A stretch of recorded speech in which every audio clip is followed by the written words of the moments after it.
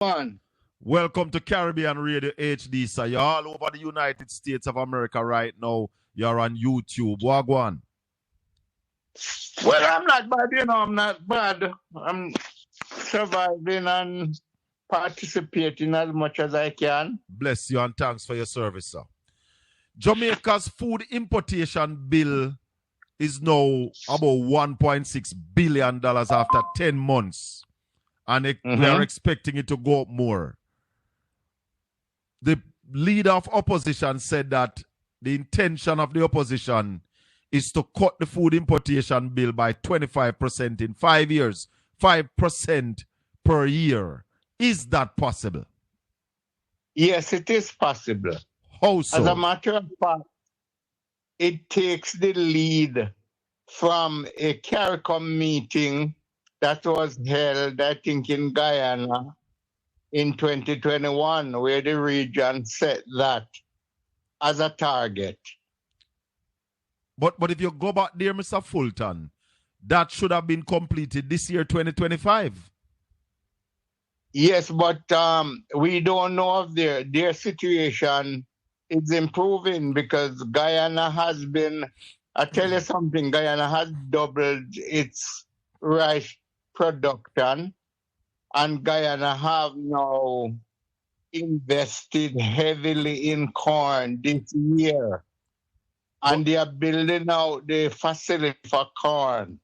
So they are working in Guyana and Suriname. But Sir Fulton, to do, what have we done in Jamaica? We have increased our food importation bill by maybe more than 25%. Well, that's the point. In fact, we have increased about 70%. Right. We haven't had an agricultural policy for the last, I would say, 25, 30 years. But that makes sense. But the food... There is nothing. Go ahead, Mr. Fulton. You go ahead. There is no real policy to improve agriculture in Jamaica. There are some, what I would call,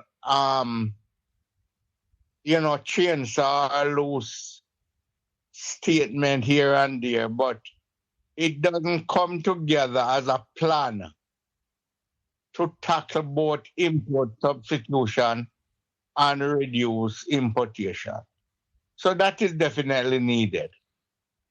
And did you hear such a plan in the budget? We just spoke about the opposition leader, but did you hear any plan of that sort from the government? Not a true plan. They did something by removing like GCT from seeds, which is well welcomed. Right.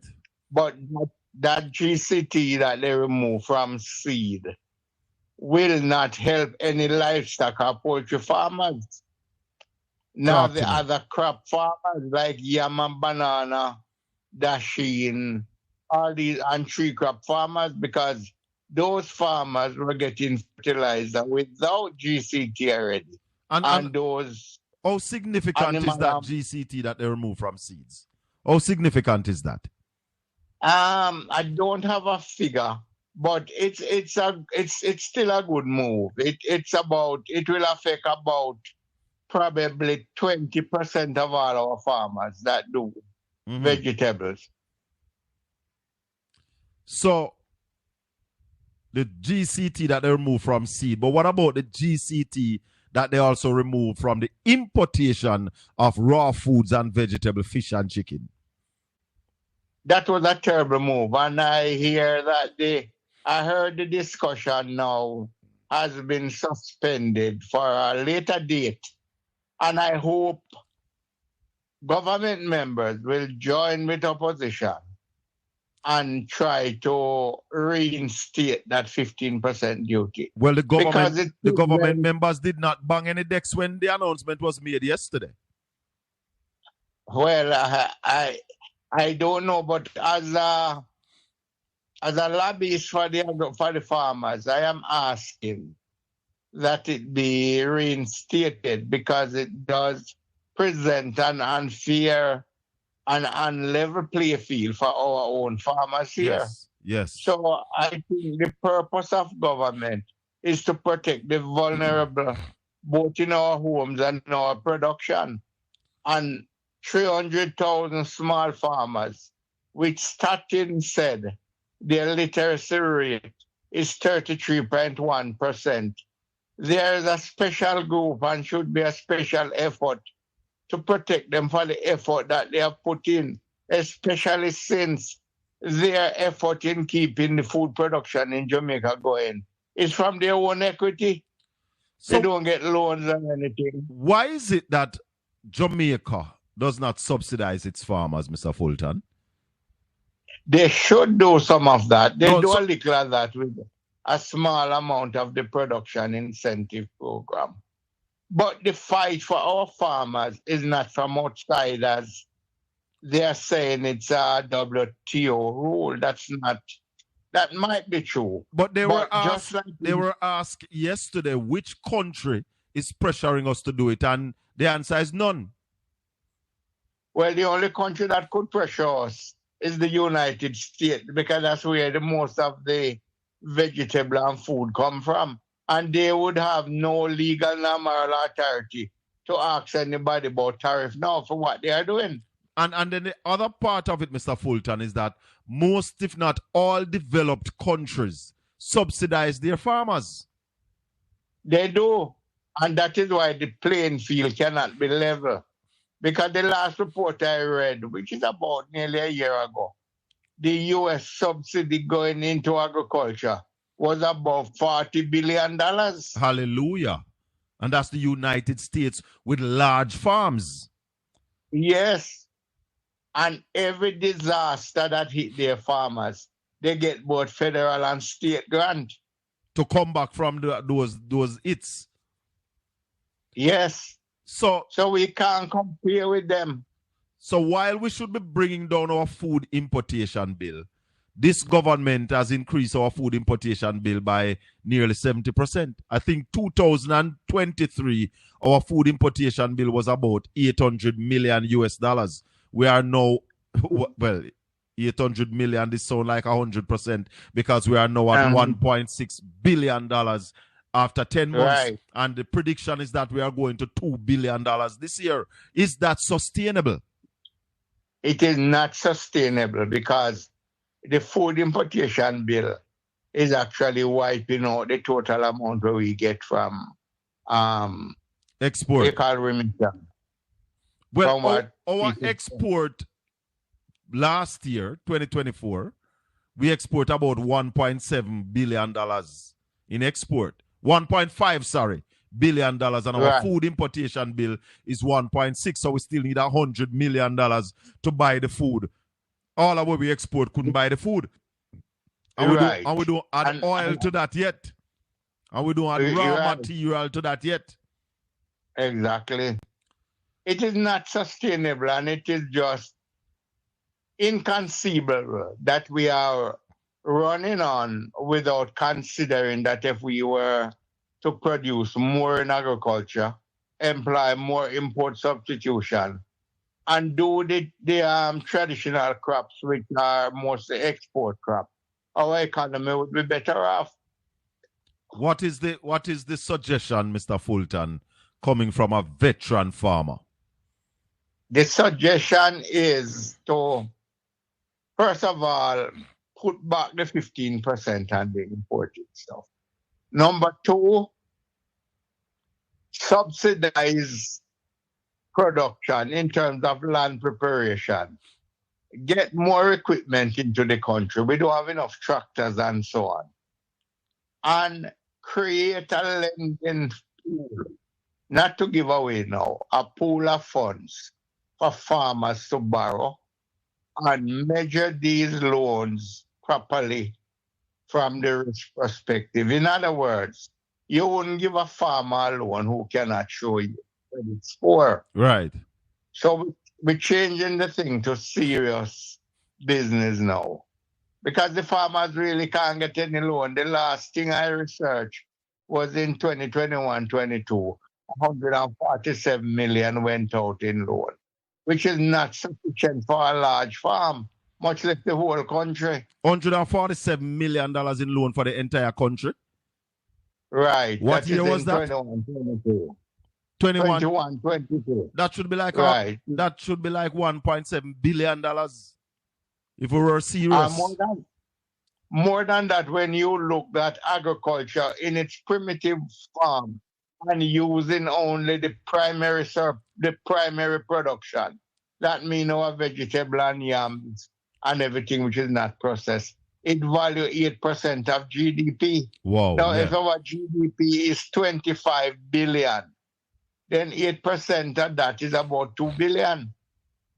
So when you match 2 billion US, I think there should be provision of loan for even 25% of that, which would be 500 million US available. I don't say it will be taken up, but it should be available. Should be made available.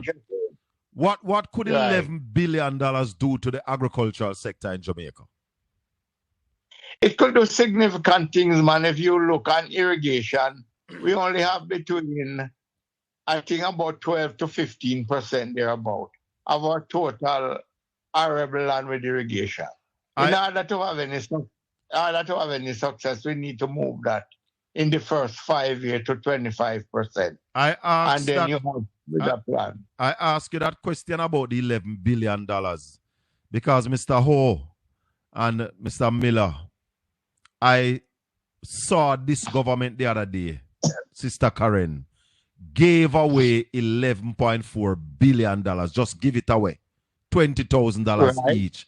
That should have gone into agriculture and culture and the creative industry. $5 billion into agriculture, $5 billion into the culture and the creative industry to help grow this economy. So my view and my humble view is that the government squandered $11.4 billion. Mr. Fulton, go ahead and respond. Go ahead. I agree, it could have been used better. And there are three sectors. You have the creative sector you talk about, agriculture. And I've heard a former president of Manufacturers Association or Private Sector Association squealing that they are not getting anything out of the tourism industry and they need to be retooled too. So it could have gone into three sectors. Instead of just throw it up in the air and give it away. I call that a major squander. It is. A major squander. Mr. Fulton, I want to talk to you a little bit about coffee. Because we heard Hubert Williams, the MP candidate and the Deputy Shadow Minister on Agriculture, said on Sunday night that the farmers should get, and under his watch, the farmers will get no less than $22,000 a box. Is that any way possible? It might be possible, and let me tell you why. We have not been doing much processing of our coffee. Talk to me. Majority of our coffee is sent away as beans, green beans, to Japan for them to process. Yes. There was recently a legal issue between the government and one of the coffee makers in Jamaica.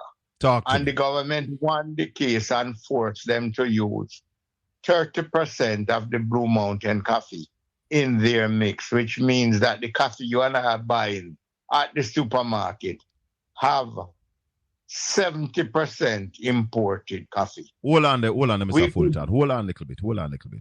Go over that again for us. I missed it. In case anybody else missed it, just repeat that for me. I am saying the other day the government took the major coffee maker in Jamaica. I wouldn't want to call the company. All right, cool. And the government won the case by forcing them to use 30% of Blue Mountain coffee in their mix.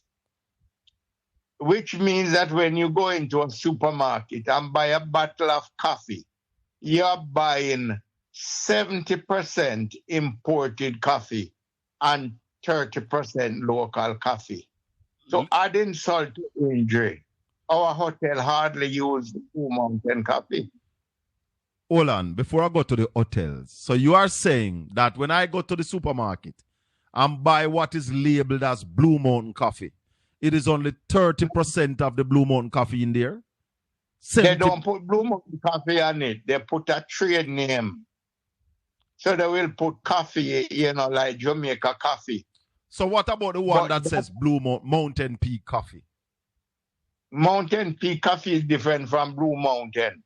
That could be a mix of High Mountain and imported, High Mountain and Blue Mountain. So this whole coffee marketing is the biggest mystery in the world. Nobody understands it. So then, go ahead. Go ahead. You go ahead. Finish. Add insult to injury.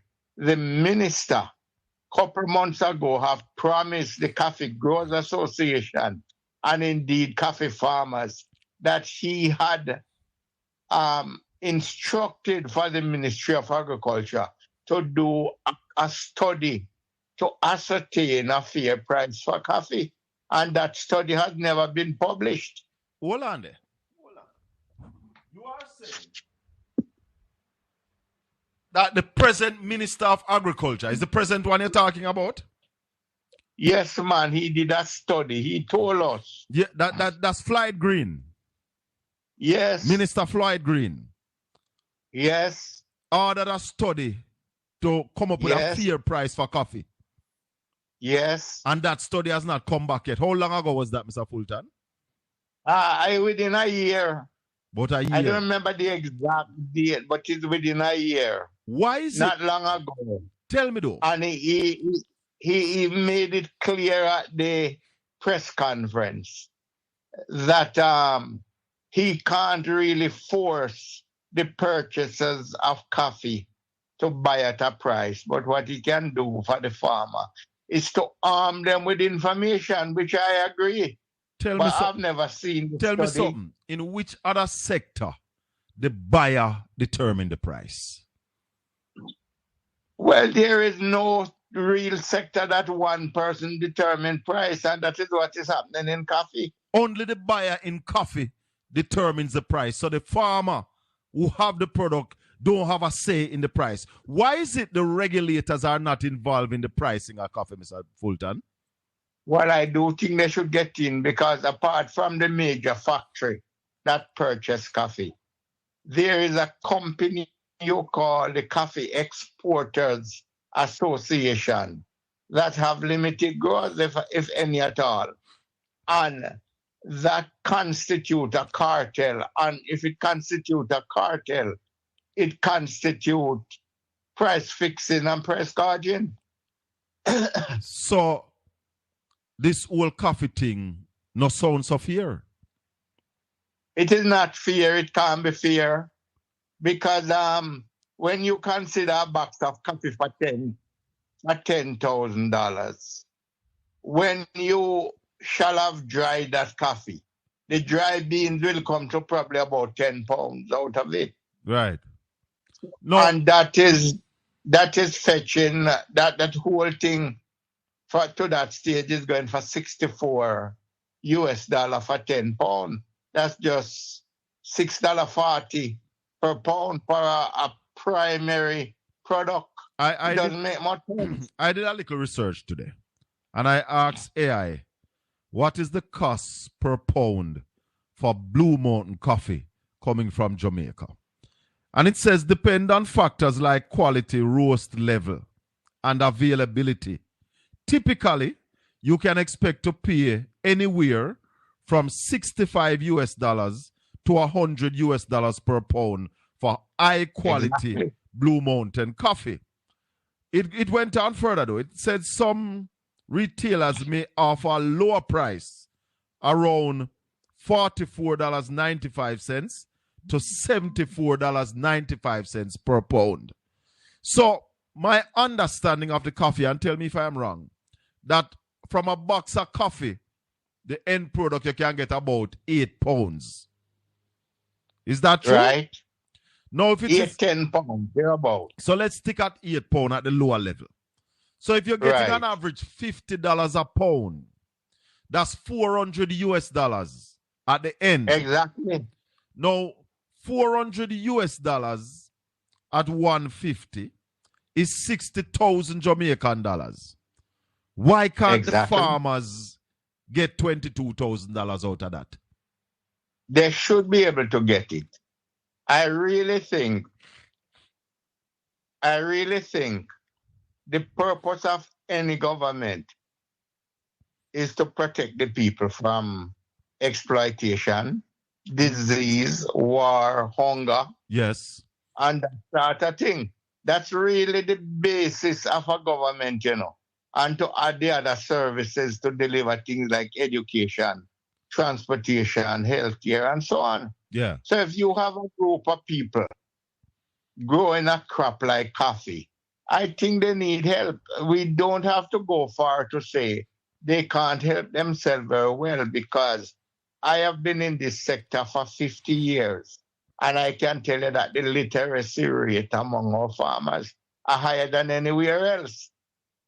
But they are our farmers, they are our indigenous people. They So we have to need protect some help them. from government. Now, we have a lot of people in the United States listening, a lot of people across the world. I want you all to message me and tell me how much you pay for Blue Mountain coffee. Blue Mountain coffee. And I know a lot of people in the United States going to tell me that they don't see Blue Mountain coffee on their shelves. What portion of the United States market do we have the coffee in, Mr. Fulton? It is so small that it is immeasurable. There might be a few people that get some coffee up there, and it is not consistent. What about the UK? So therefore, the other coffee companies are far more pronounced, but the big coffee companies don't really sell high grade coffee, But what about They sell. What about in the UK? In the where? In the United Kingdom.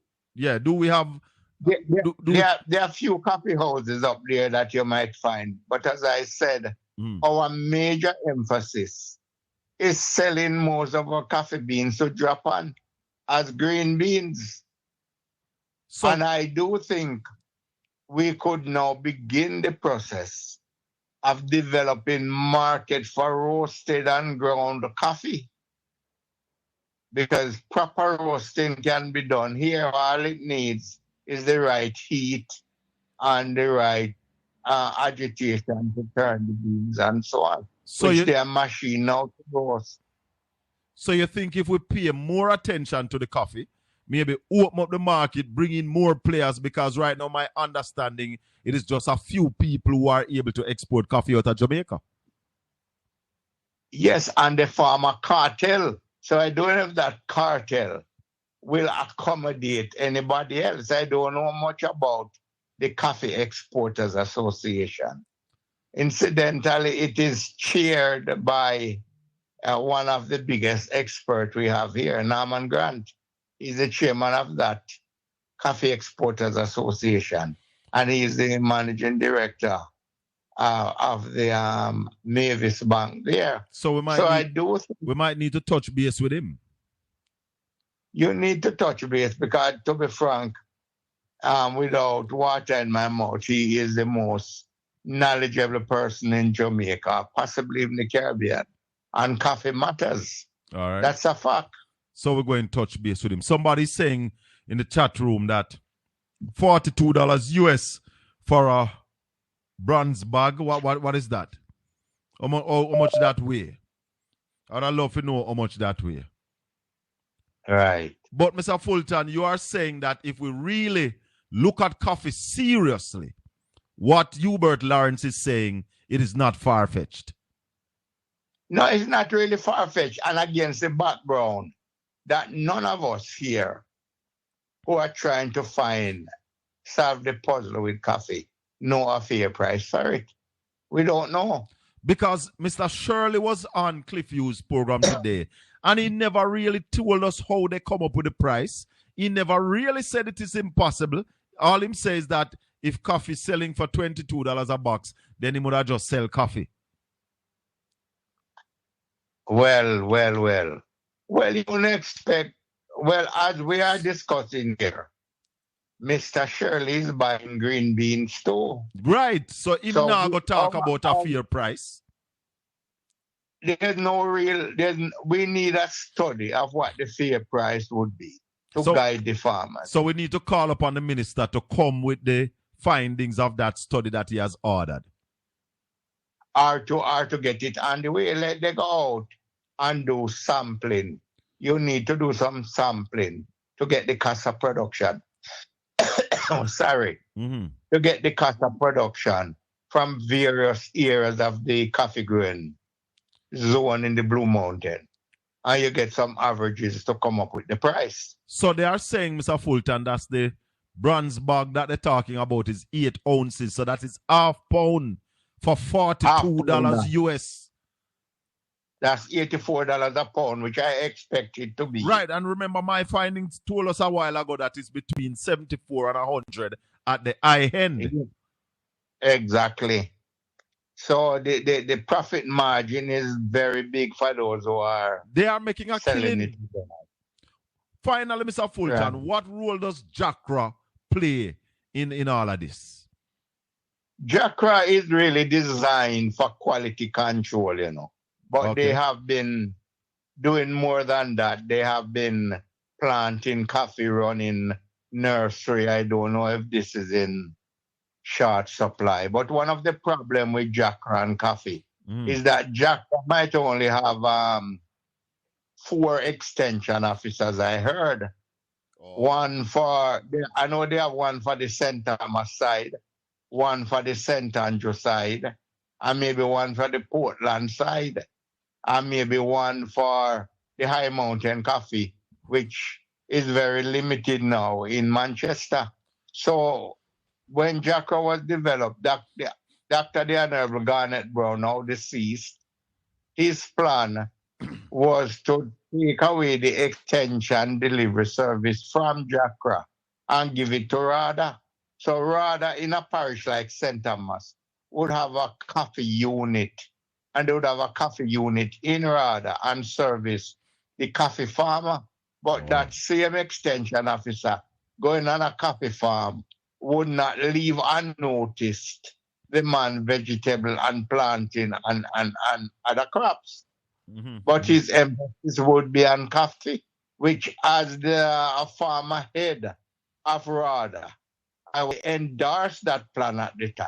Yeah. Because I think it would give a better delivery and a better managed system through the RADA extension delivery. Well, Mr. Fulton, I want to thank you for your time. I'm not going to keep you long.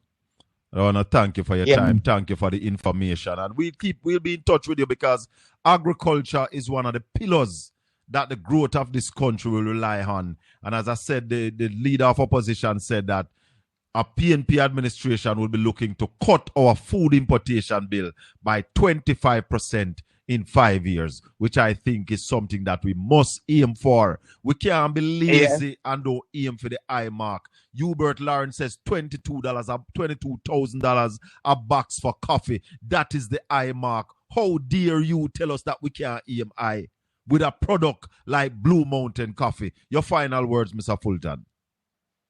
Well, I think those people who are criticizing that farmers should get more money should sort of be careful before we go there.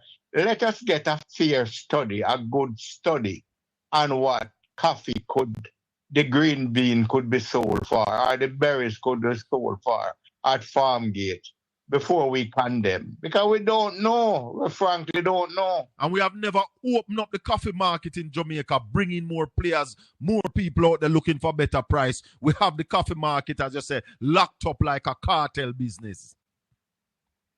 It is locked up. And it's not a crop that you can really load on your truck or sell down a Coronation Market. Right. So these poor farmers have nowhere to go. And the farmers have no say in the price. What other sector under the buyer can determine how much for it? Right, because they don't have an alternative, so they can't. A yam farmer has a say. Can say not sell and can the yam go sell himself to any market. Right. And to get an export license for coffee is like asking the mountain to move. Yes, it's very difficult, and that's one of the role of JACRA. And each batch you are exporting, you have to get a permit. All right, Mr. Fulton. Thank you very And much. it's fun. Okay, All good. right, my brother. Rest all the best. I want to say to Cliff Hughes, you used to be a good journalist. Obviously, politics is clouding your judgment now. You have lost your objectivity. You hear a man say farmer forget more. $22,000 a box. Because when you look at it in 2016, 2015, it was $14,000 and $15,000 a box. Coffee, Blue Mountain coffee, is still in demand. We don't have as much, and the price is going down. When I listen to Mr. Sinclair today, I know that had I been the interviewer, it is Mr. Sinclair that run off of the program. Because Mr. Sinclair was not answering the questions. But then you could have seen it was a tag team against Willie. Roland B is saying it is $145 for a pound per kg. Okay, per kilogram. So that about $70 a pound for Blue Mountain coffee. How can we have... No, you see, these people need to go home, you know. These people like Cliff Hughes need to go in bed, put on in pyjama, and go in bed and on your way to your bed, Cliff Hughes, mind you kick over your chamber. How can you say Hubert Williams an idiot? Because the man say farmers must get $22,000 a box for them coffee. A calling an all coffee farmer. Here, Hubert Williams saying that he's ready to defend you. So all who get rich out of coffee and Lego cow in them coffee walk, get ready again. Help is on the way.